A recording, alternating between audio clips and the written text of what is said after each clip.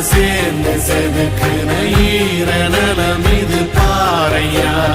வாழும் வரையிலும் நீயும் விதைக்கிற கடமை இருக்கு கேளையா. கோடி விளக்காயேந்தி